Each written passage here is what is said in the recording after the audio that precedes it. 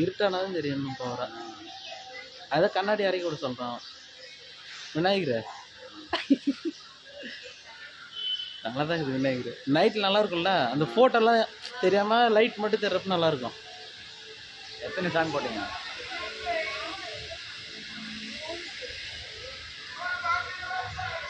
Murugan. Night நல்லா இருக்குன்னு நினைக்கிறேன் தெரிஞ்சு. இது விநாயகர்.